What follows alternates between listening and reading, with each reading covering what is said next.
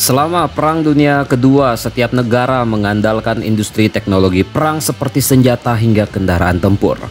Berbagai perusahaan besar ditunjuk oleh negara sebagai produsen kendaraan tempur dalam skala besar untuk mendukung pasukan di medan perang. Beberapa perusahaan tersebut bahkan sudah tidak asing bagi kita dan masih ada sampai saat ini. Berikut ini adalah 10 perusahaan yang berperan besar dalam produksi kendaraan tempur selama Perang Dunia Kedua.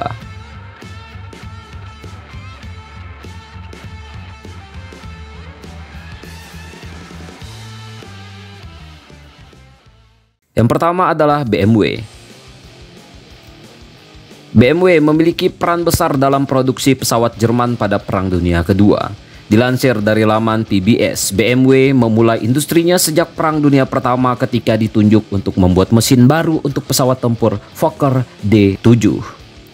Mesin BMW dengan kekuatan 185 tenaga kuda dipasang oleh Fokker D7, menggantikan mesin Mercedes dengan kekuatan 160 tenaga kuda. Mesin tersebut berhasil meningkatkan performa Fokker D7 hingga membuat pesawat tersebut masuk dalam perjanjian Versailles untuk diserahkan kepada pihak sekutu. Kekalahan Jerman dalam Perang Dunia Pertama membuat produksi mesin pesawat BMW berhenti dan beralih ke produksi sepeda motor dan mobil. Atas perintah Nazi, BMW kembali membuat mesin pesawat selama Perang Dunia Kedua. Salah satunya adalah mesin BMW 801 yang dipasang di banyak pesawat Jerman, termasuk pesawat tempur FW190, andalan Luftwaffe bersama Messerschmitt Bf 109. Di sisi lain, BMW bersama dengan perusahaan Jerman lain seperti Volkswagen dan Daimler-Benz diduga menggunakan tenaga kerja paksa untuk meningkatkan produksi selama perang. Saat ini BMW sudah mengakui dan menyesali atas penggunaan tenaga kerja paksa dalam Perang Dunia Kedua. Yang kedua ada Mitsubishi. Mitsubishi bersama Kawasaki dan Nakajima adalah kontraktor militer yang memegang peran penting bagi Kekaisaran Jepang selama Perang Dunia Kedua. Mengutip dari laman Britannica, Mitsubishi pernah menjadi salah satu kontraktor militer terbesar bagi Kekaisaran Jepang di era 1930-an dan 1940-an. Berawal dari bisnis perdagangan dan perkapalan, Mitsubishi berkembang dan memiliki berbagai jenis usaha, termasuk produksi pesawat dan kapal militer. Ekspansi bisnis Mitsubishi berhasil membuatnya menjadi bisnis keluarga konglomerat atau zaibatsu terbesar kedua di Jepang pada era 1930-an. Hasil karya Mitsubishi yang paling terkenal diantaranya adalah kapal tempur Musashi dan bersama Nakajima mengembangkan pesawat tempur Mitsubishi A6M yang dikenal dengan sebutan Zero yang mulai beroperasi di tahun 1940. Zero ditakuti karena kemampuan manuvernya yang mampu mengalahkan semua pesawat sekutu. Zero menjadi terpuruk seiring dengan banyaknya pilot berpengalaman Jepang yang tewas dalam pertempuran, dan Zero juga digunakan untuk serangkaian kamikaze. Hingga berakhirnya perang, Mitsubishi telah memproduksi sebanyak 10.430 Zero. Ketika Perang Dunia Kedua berakhir, Mitsubishi yang sudah menguasai 200 perusahaan di bawahnya kemudian dipecah oleh Amerika Serikat dan saham anak perusahaannya dijual ke publik. Di tahun 1952, pecahan perusahaan tadi kembali bergabung dan membentuk Mitsubishi yang baru. Sementara itu, Nakajima saat ini sudah berubah menjadi perusahaan yang dikenal dengan nama Subaru. Yang ketiga adalah General Motors atau GM. Amerika Serikat tentu tidak mau kalah dalam hal industri. GM, salah satu perusahaan otomotif terbesar pada saat itu, juga turut terlibat dalam industri perang Amerika Serikat. Seperti ditulis dalam laman History, Amerika Serikat menunjuk GM untuk memulai produksi kebutuhan perang mulai dari kendaraan tempur hingga amunisi. Presiden GM William Knudsen juga mendapat pangkat Letnan Jenderal dalam Angkatan Darat Amerika Serikat. Kendaraan tempur yang diproduksi GM salah satunya adalah DAC. Kendaraan amfibi yang diproduksi sebanyak 21.000 unit dengan harga masing-masing senilai $10.800 yang berperan besar sebagai transportasi pendukung dalam invasi Normandia. GM mendapat keuntungan besar selama Perang Dunia Kedua sehingga membuat GM menjadi kontraktor militer terbesar ketika perang berakhir. Meskipun GM berperan besar dalam industri perang Amerika Serikat, GM juga dituduh berperan bagi militer Jerman Nazi melalui Opel, anak perusahaan GM di Jerman yang menjadi salah satu pondasi industri militer dengan produksi banyak keperluan perang bagi Jerman Nazi selama Perang Dunia Kedua. Opel yang terkenal akan produksi Truck Blitz memang merupakan perusahaan asal Jerman, tapi sudah diakuisisi secara penuh oleh GM sejak tahun 1929. Yang keempat adalah Chrysler.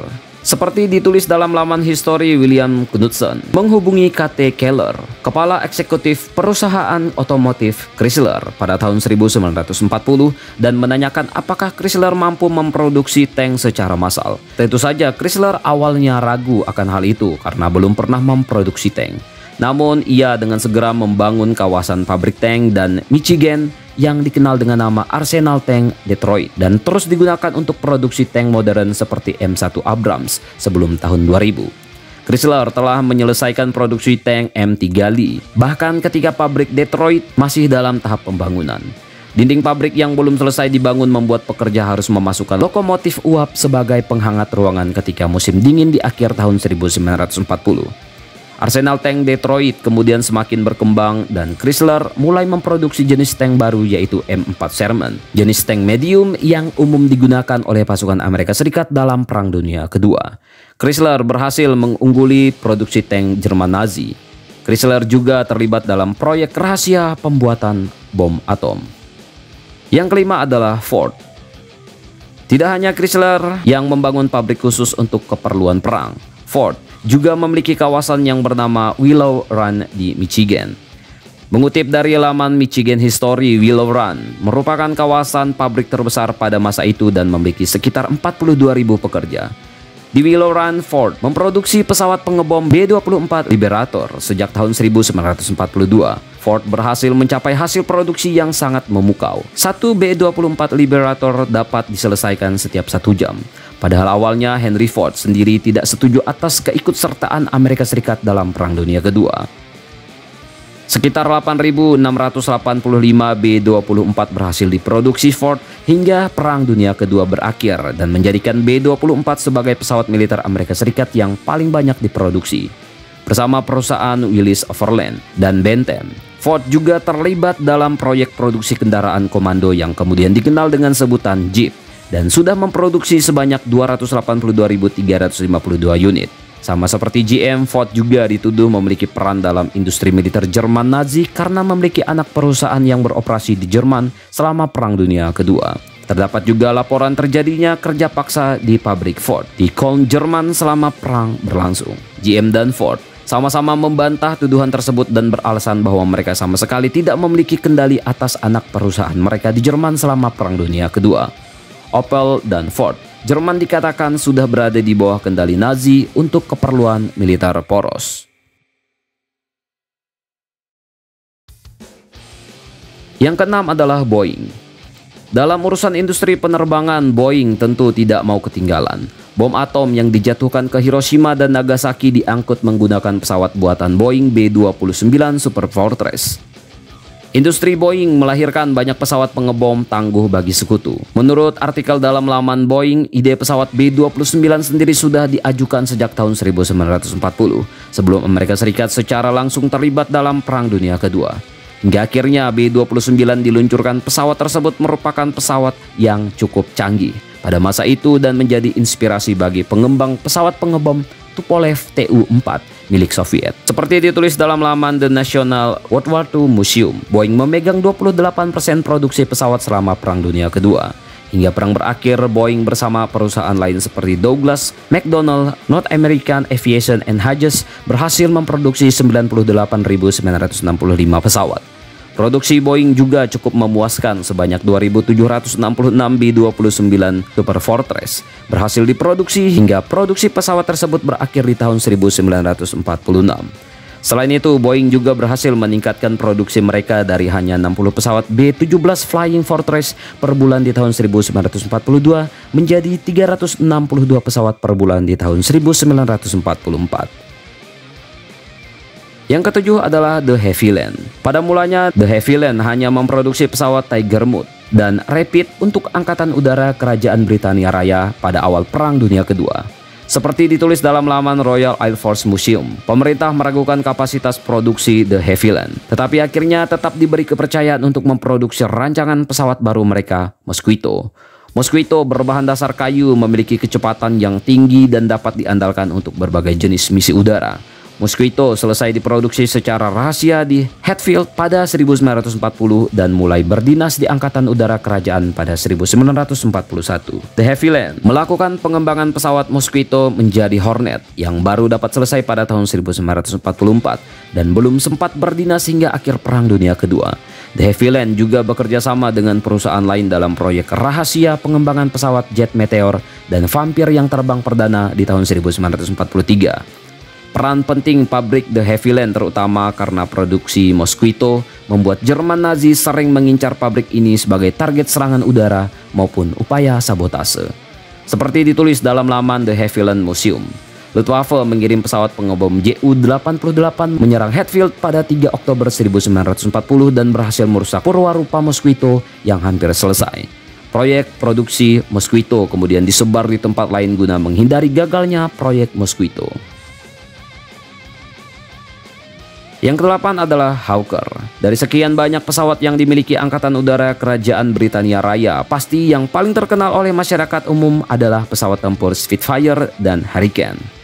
Kedua pesawat tempur legendaris ini adalah tulang punggung bagi Britania Raya, terutama ketika menangkis serangan Luftwaffe dalam pertempuran Britania Raya. Hurricane adalah hasil produksi perusahaan Hawker, sedangkan Spitfire diproduksi oleh perusahaan Supermarine. Mengutip dari laman BAI System, Hawker bersama perusahaan Avro dan Gloster telah memproduksi 14.500 Hurricane.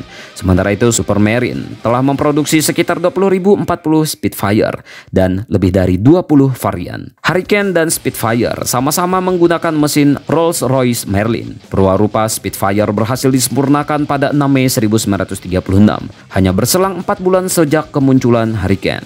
Hurricane dan Spitfire sering berbagi tugas dalam pertempuran. Hurricane akan mengincar pesawat pengebom, sedangkan Spitfire akan menghadapi pesawat tempur musuh. Berbagai variasi Hurricane juga dikirim ke berbagai negara termasuk Soviet di tahun 1942. Yang ke-9 adalah Vickers Armstrong. Bersama dengan Hawker, perusahaan Vickers Armstrong memproduksi pesawat Brocklands Surrey. Produk yang paling terkenal dari Vickers Armstrong adalah pesawat ngebom Wellington, yang dikenal sebagai pesawat yang cukup canggih di periode awal Perang Dunia Kedua. Total sebanyak 11.461 Wellington berhasil diproduksi hingga tahun 1943 dan sekitar 2.515 diantaranya diproduksi di Brocklands. Selama Perang Dunia Kedua, Vickers Armstrong terus memproduksi kebutuhan Perang Britania Raya. Vickers Armstrong merupakan hasil merger antara perusahaan Vickers dan Armstrong Whitworth di tahun 1927. Dua perusahaan tersebut dikenal sebagai produsen kapal perang. Vickers dengan galangan kapal di Barrow dan Armstrong Whitworth dengan galangan kapal Walker. Salah satu kapal tempur buatan Vickers Armstrong adalah HMS King George kelima yang terlibat dalam misi penenggelaman Bismarck. Yang terakhir adalah Ilyushin. Soviet juga tidak kalah dalam kemampuan industri militer selama Perang Dunia Kedua. Tentunya dengan adanya dorongan berupa perintah langsung dari Stalin yang harus dilakukan. Salah satu kemampuan industri yang cukup memukau dari Soviet adalah produksi pesawat Il-2. Muncul ide dari Sergei Ilyushin tentang pembuatan tank terbang sebagai kekuatan baru bagi Angkatan Udara Soviet di tahun 1938. Ilyushin merupakan kepala Ilyushin Design Buryau yang menangani produksi dan pengembangan pesawat Soviet. Tank terbang yang dimaksud adalah pesawat penyerang yang memiliki lapisan pelindung tebal sehingga mampu bertahan dari serangan musuh layaknya tank. Perwarupa yang kemudian dikenal dengan sebutan Il-2 pertama kali terbang pada Oktober 1939 dan aksi perdananya pada 27 Juni 1941, 5 hari setelah Jerman Nazi mulai menyerang Soviet. Produksi awal Il-2 sempat terkendala oleh invasi Jerman yang berhasil menguasai banyak pabrik Soviet sehingga hanya mampu menghasilkan 1 Il-2 per hari. Kabar tersebut membuat Stalin murka dan mengirim peringatan terakhir bagi pabrik Ilyushin karena dianggap gagal melindungi tanah air. Stalin juga menyatakan bahwa tentara merah membutuhkan Il-2 sama seperti mereka membutuhkan udara dan roti. Atas ancaman tersebut, produksi Il-2 langsung meningkat hanya dalam hitungan minggu.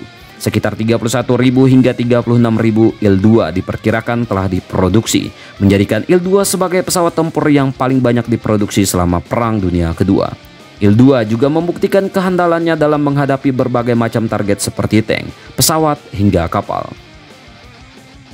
Itulah tadi 10 perusahaan kendaraan tempur yang paling penting dalam Perang Dunia Kedua. Inovasi-inovasi perusahaan tersebut ternyata dapat mendorong kemajuan teknologi industri dalam waktu singkat. Tentang ini bagaimana menurut kalian, coy?